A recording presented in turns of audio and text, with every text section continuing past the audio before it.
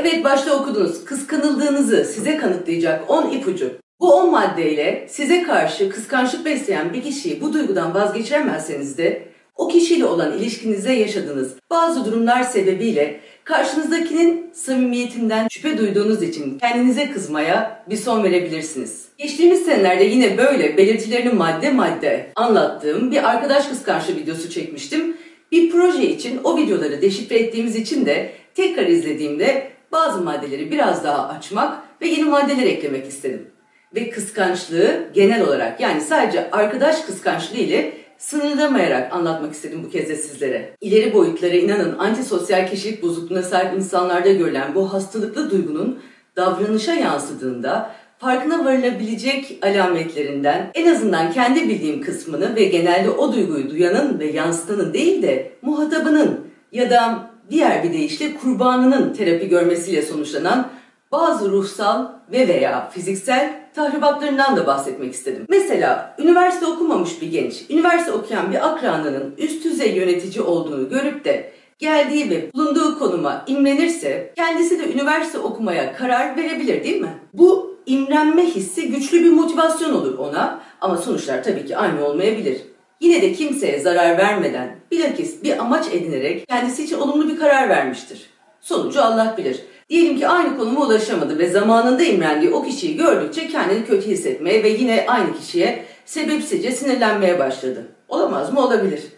Bu duyguyu yaşayan kişi hemen içine dönmeli ve o kötü duyguyu analiz etmelidir. Çünkü başta oldukça insani gibi gelen bu duygu zamanla hastalıklı bir duruma evrilebilir. İmrenme ve gıpta etme olarak başlayan duygularının zehirli bir kıskançlığa dönüştüğünü itiraf etmek istemez kendisine ya da başkasına. Kendini her daim kayıran beyniyle de zamanında örnek aldığı o kişiye kusurlar bulmaya çalışır. Belki de zamanı, değil mi? Her yaptığı, her söylediği batmaya başlar birdenbire ve o kişi kendisine yardım da etse, borç da verse, bir tavsiyede de bulunsa, egosu tavan yaptı, ukala, numaradan yapıyor, hava atıyor bana gibi düşüncelerle beyninin kendini kayırmak üzere kodlanan ve şeytani tarafıyla düşünmeye başladığının farkına varmayabilir. Bu durum kendine zarar veriyorsa eğer, yani bu hissettiği kötü his, becerebiliyorsa karşı tarafı da üzmemek ve ileride onun da kendisini sorgulamasını önlemek için açıkça ben galiba negatif düşüncelerle boğuşuyorum ve seni gördükçe başarısızlığımı hatırlıyorum, kendimi şanssız hissediyorum. Görüşmeyi acaba azaltsak mı biraz ya da ben bu hislerden bir kurtulayım, kendimle bir mücadele vereyim, sonra sana dönüş yapayım demek olur, değil mi? İdeal bir dünyada ama kişinin yapması gereken. Hiç vaki olmadığından, vuku bulmadığından böyle bir durum, bu ideal durum, daha basit bir yöntem düşüneyim dedim. O da karşı tarafa ne oluyor ya dedirtecek de olsa hayatından çıkıp gitmek. Ama ne yazık ki dediğim gibi çok ötekmiş gibi anlattığım bu ikinci alternatif her şeye yine kötü hissettirecektir, acı verecektir. Kendini sorgulamasına da sebep olacaktır tabii. Ama en azından bir süre sonra o acı ya da varsa yara geçebilir ve izi kalmayabilir. Sessizlikle ve zamanla iki tarafta durumu kendi içlerinde sindirebilir. Ama bu yöntem seçilmezse ve eğer ki bir de kıskandığınız kişiyle yakın bir ilişki içindeyseniz, size beyninizin oynadığı ve gerçek sandığınız "ben kıskanç değilim, o kötü" adlı oyunun bir yandan da saçmalığını içten içe hissedip sıklıkla da gerçekliğinden şüphelenirsiniz, değil mi? Ama büyük ihtimalle o oyun sayesinde bu adaletsiz dünyayı kaldırabildiğiniz için ve şüphe duymak da zor geldiği için gerçeğiniz yaptığınız o oyundan bolca onaylatmak istersiniz oyunun kurallarını çevrenizdekilere de. Kendinizi başarısız görmek ya da başarısızlıkları doğal karşılayıp kabullenmek yerine başaranları kötü görmenize yarayan ve sizin için oldukça motive edici olan bu düşünce oyununuzun onaylanması şüphelerinizi azaltacaktır çünkü. Hayatın cilvelerini ve adaletsizliğini kabullenip geçemediğiniz ve kendi amaçlarınız doğrultusunda çaba göstermeye devam etmek de çok zor geldiği için beyninizin oyununu diğerleriyle de paylaşmaya başlarsınız işte bu sebeplerle. Yolunuzda yürümek yerine bir ara durduğunuz ve başkasının yolunu izlemeye başladığınız için bolca vaktiniz de vardır tabii. Başaranın bunlardan haberi bile yoktur çoğu zaman. Hatta başardığının bile farkında değildir belki. Yürüyordur işte o yolunda. Durursa Beyni ona da oyun oynar diye korktuğundan belki de, kim bilir. İşte o an başlar başarını kötü gösteren yalanlar. Daha kötü bir senaryo daha vardır ama biliyor musunuz? Aynı durumda bir başkası hiç imrenmeden, hiç çaba göstermeden, yani okuyup da çalışıp da onun gibi olayım diye anlattığım o imrenme safhasını bile yaşamadan direkt bu oyunları oynamaya başlayabilir. Önce kendisiyle ve sonra da ne yazık ki bomboş oldukları için yeni oyuncular arayıp bulabildiklerinden mütevellit oldukça kalabalık bir güruhla. Güruh da boşsa bir de takım olarak sayısız gol atarlar defansı ve kalecisi olmayan takımın boş kalesine. Sahaya inip duruma bir bakmak isterse karşı takımın tek oyuncusu kırmızı kart çıkar hemen. Hakem olduğunu bile bilmediği birinden hem de. Atılan gollerden lime lime olmuş kalesinin filesini de eline verip gönderirler. Ama kalanlar bilmezler. Kazandıkları galibiyet değildir. Çünkü onlarla kimse oynamamıştır. Karşı takımın olmadığı bir maçta boş kaleye gol atmanın sevinciyle hayatlarını geçirmeleri mümkün değildir. Bu sebeple boş kale arayıp dururlar zaten hep birlikte ilerleyen günlerde de. Oysa ki bir uğraş bulsalar kendilerine en azından başkalarının gol atabileceği, boş da olsa dikili bir kaleleri olur bu evrende. Kıskançlık kısacası kıskananın farkında olmadığı ve beyninin oynadığı oyunlara başkalarının da ortak yaptığı bomboş bir oyundur. Ve ne yazık ki o oyunun sonunda kazanılan boş zaferlerle kıskandıkları insanın ruhu da kalesi gibi lime lime olur. Ama yine ne yazık ki kıskanç ruhların o boş zaferden başka kazanacakları tek bir zafer daha yoktur. Belki yeni bir kale dikmek için uğraşmaktadır belki de, değil mi? Kim bilir? Belki de bu kez aldığı dersle iyi bir defans ve iyi bir kaleci de bulur. Kendisiyle oynadığı için de oyununu kimseye gol atmak gibi bir derdi de yoktur. Hatta bu adaletsiz oyundan büyük bir kazancı da olmuştur. Gol yememek için defans yapması gerektiğini öğrenmiştir. Tuhaf belki ama kıskançlığın galiba yine tek faydası sonunda sadece lime lime ettiği ruhları olur. İşte ben de bugünkü videoda kaleleri başlarına yıkılmadan defansı önceden kurmak isteyenler için bu maddelerle, bu 10 maddeyle alametleri anlatayım istedim. Ve her alamet anlatışımda üstüne basa basa söylüyorum bakın. Bu alametleri ellerde aramayın. Çok önem vermediğiniz uzak çevreler size zarar veremezler. Zararın gücü kişiye verdiğiniz önemle orantılıdır. En büyük yarayı sizde, en yakınınız, daha doğrusu en yakın sandığınız açar. Öyleyse sizi kıskanan birinin gösterebileceği davranışlardan 10 tanesini sıralamaya başlıyorum. Farkındalığınızı arttırabilmek için tabii. Farkına varınca içinde bulunduğunuz bir durumun kendinize göre, kendi fikrinize göre, kendi hayat şartlarınıza göre karar vereceksinizdir eminim. Benim çorbadaki tuzum olsun bu maddeler. 1. Başarılarınızı küçümserler. Benlik saygısı düşük olan insanlardır tabii ki bu insanlar. Bu yeterince iyi olamama hissi başkalarının başarısını bir tehdit olarak görme eğilimi yaratır onlarda. Sonuç olarak diğerlerini rotalarından çıkarmaya veya başarılarını az görmeye ve öyle göstermeye çalışırlar. Bu onların kendini geliştirmesinin tek yöntemidir bu arada. Yani başkasını azaltarak kendi sabit durumunu çok sanmak ve çok sandırmak çevreye. Kıskanç bir insan yaptığınız hiçbir şeyi asla iyi olarak görmeyecektir zaten. Başarılarınızı ve gurur duyduğunuz her şeyi küçümseyecektir. Yüzünüze karşı olmasa da çoğu zaman beyninde. Başarınız için sizi tebrik etmek yerine reddetmeye ve size de durum öyleymiş gibi hissettirmeye çalışırlar. Bu en fenası. Yani olur ya sevinirsiniz. Küçük bir başarı ya. Sevinmek hepimizin hakkı. Ve bu sevinci paylaşırsanız onlarla büyüyecek bir şey olmadığına kendilerini, çevrenizdekileri ve hatta sizi bile ikna edeceklerdir. 2. Hakkınızda kötü konuşurlar. Kıskanç birinin hakkınızda başkalarına iyi bir şey söylemelerini beklemiyordunuz değil mi? Konuşacaklardır bakın. Hatta iyi gibi bile konuşacaklardır. Kimse o kadar salak değil.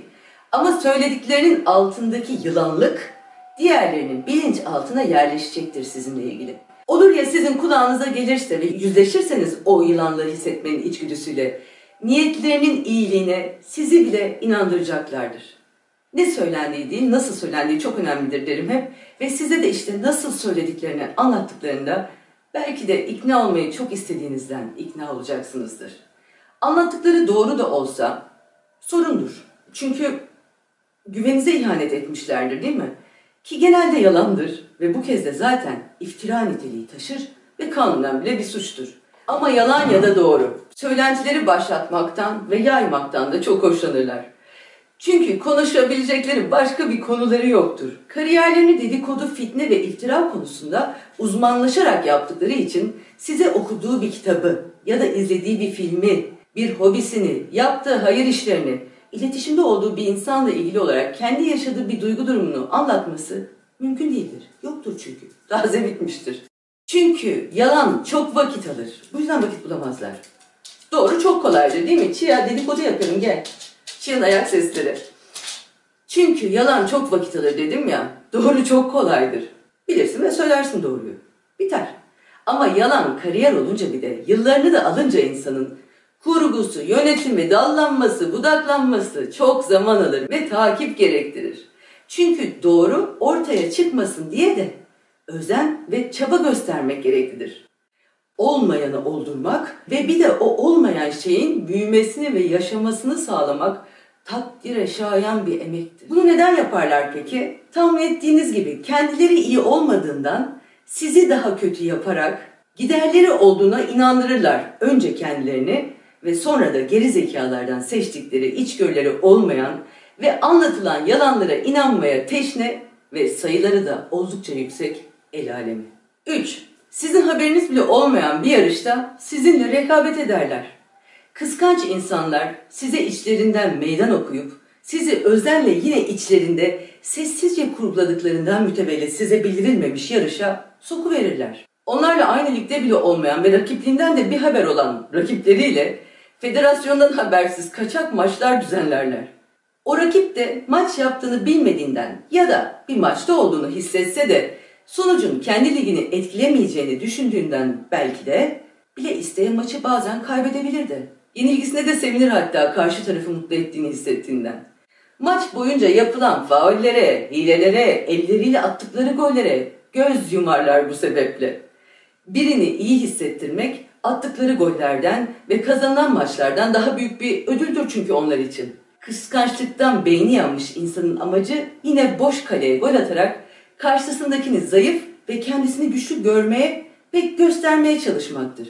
Hep görmeye ve göstermeye diyorum. Çünkü zaferlerini başkaları görmezse ve tebrik edip onaylamazsa olmayan bir maçı kurgulamanın, o maçta oynamanın ve nihayetinde kazanmanın saçmalığından bir ara şüphe etmekten çok korkuyorlardır çünkü. Dedim ya, yalan çok emek ister. Boşa gitsin ister mi o kadar emek veren kişi hayatını üzerine kurduğu yalanlara? Burada ne kadar çok futbol örneği verdim değil mi? 4. maddeye geçiyorum. Sizi yıkmak ve yıldırmak amacıyla eleştirirler. Yani yapıcı, pozitif bir eleştiri yapamazlar. Bir şeyi başarmak için ne kadar çalıştınız veya ne kadar yetenekli olduğunuz hiç önemli değildir onlar için. Kıskanç olan bir kişinin sizin için tek duygusu vardır, o da kıskanmaktır. Fakat öyle çetrefilli bir duygudur ki bu, adını başka bir şey koymak telaşına kapılırlar, bir isim de bulamazlar.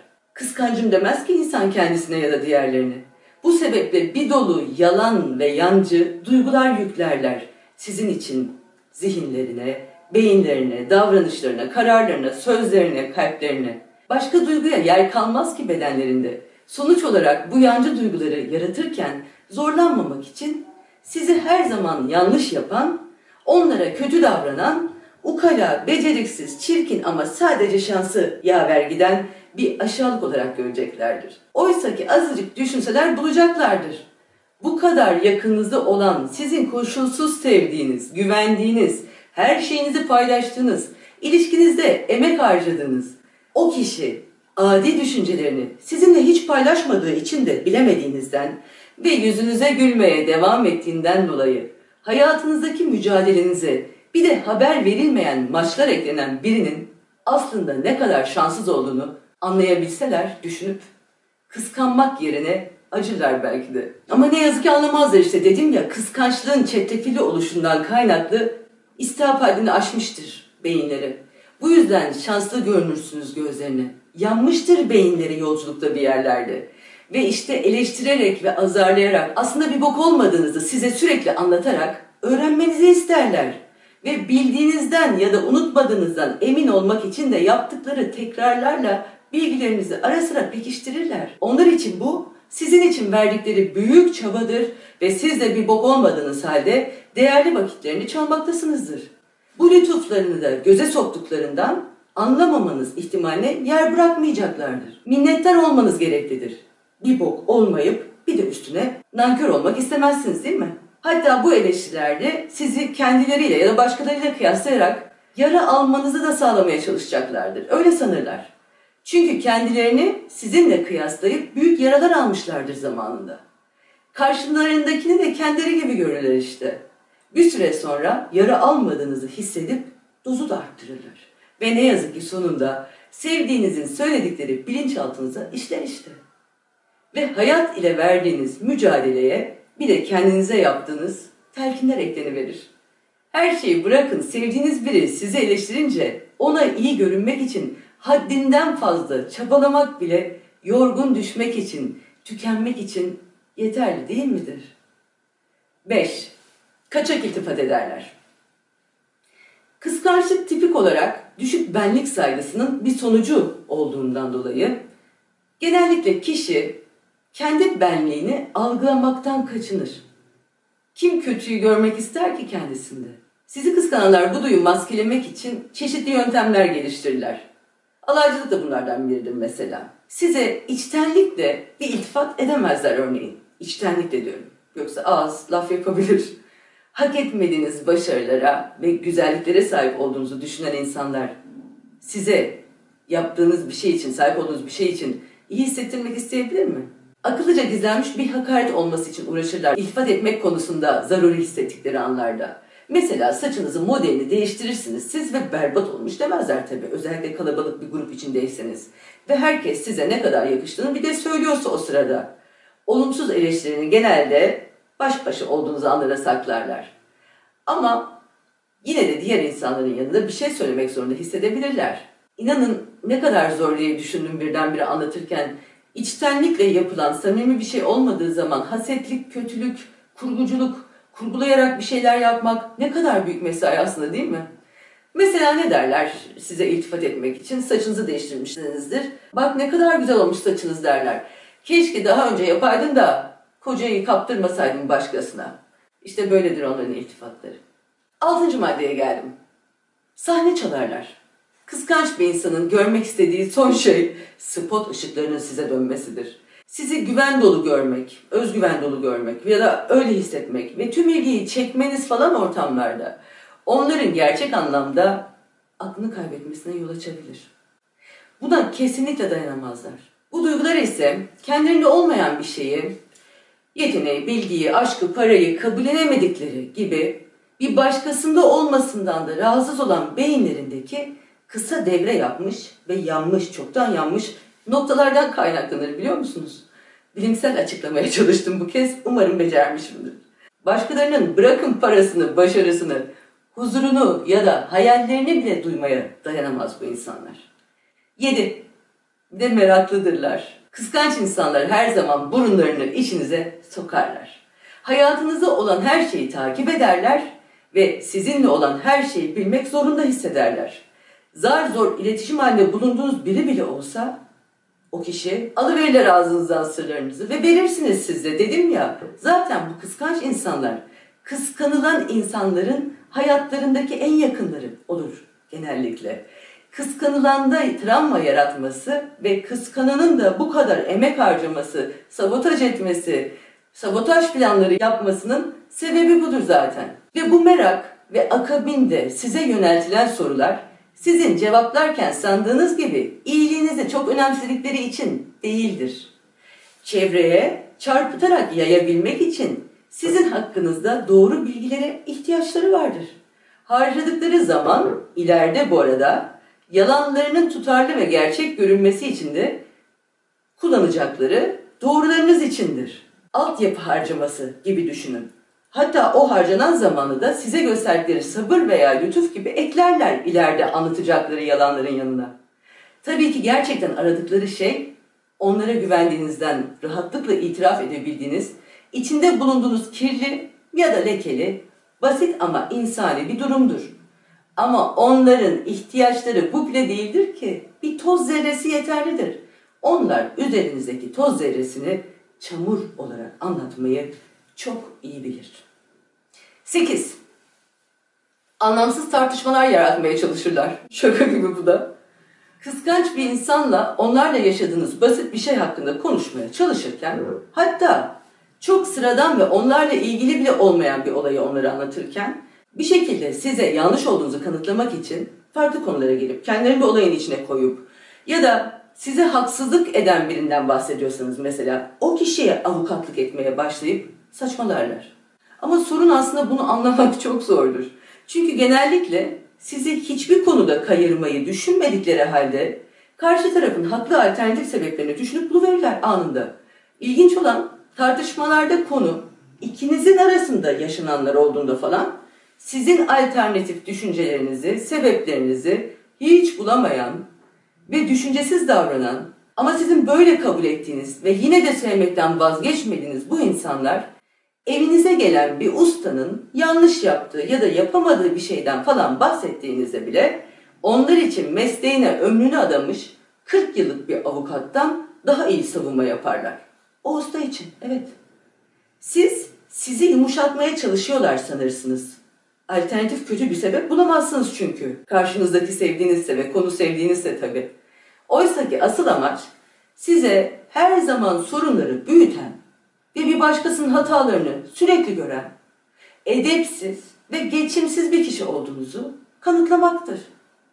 Allah'tan bu arada avukat kimliğine bürünürler. Ya hakim olsalar müebbet cezası yiyebilirsiniz. Boya ustasının her yerde döktüğü ve çıkaramadığınız boyalar için yanlışlıkla hayıflandığınızda.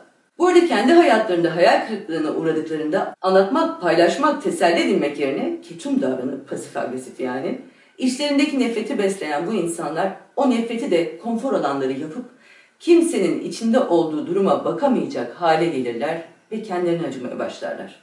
Herkesin de onlar gibi sefil olmasını isterler. Hak verirlerse ustaya falan rahatlayacaksınız diye çok korkarlar. Kendileri gibi nefretle dolu olsun isterler bütün dünya. 9. Hatalarınıza bayılırlar. Kıskanç insanların kendilerine ait kayda değer başarıları falan olmadığından başkalarını övmek zorunda kalacakları anlardan, durumlardan çok korkmaktadırlar. Bu zehirli insanlar başkalarının bir sorunla mücadele ettiğini veya bedbaht halde olduğunu görünce çok rahatlarlar. Ama bir rahatlasınlar zaten, çok acıdım anlatırken. Bir hata yapın diye beklerler ya da bir tür kaybınız falan olsun. Yardım etmeyi şuraya bırakın, yüzünüze vurmak için ama her an yanınızda da olabilirler. Olmak da isterler. Ama her an olamazlar çünkü başkalarını anlatmaları gerekir ve çok daha ballandırarak anlatacakları için bayağı zaman lazımdır. Yani arayıp da kötü durumda olduğunuzda kusura bakma canım dün arayamadım seni falan derlerse anlayışla karşılayan olur mu onları? 10. Kötü tavsiyeler verirler. Sizi kıskanan birinden iyi niyetli, faydalı bir tavsiye alamayacaksınızdır. Öyle bir şey düşünmediniz herhalde. Ne de olsa onların amacı sizin tavsiyelerine ihtiyaç duyduğunuz o bedbaht durumdan çıkamamanızdır. Hatta siz kendi düşüncenizi ya da kararınızı söylersiniz o durumla ilgili. Kararlarınızdan ve kendinizden şüphe duymanızda da sağlarlar eğer ki mantıklı bir kararsa. Ve ne yazık ki etrafta her zaman kıskanç insanlar olacaklar. Ve ne kadar çok başarılı, zengin, mutlu, huzurlu olursanız da sayıları o kadar artacak. Ama artık bu maddelerle sanırım birisinin sizi kıskandığına dair alametleri de bildiğinize göre ne yapacağınıza karar verebilirsiniz. Ben derim ki onları bulun ve hayatınızdan çıkarın ya da en azından uzak tutun.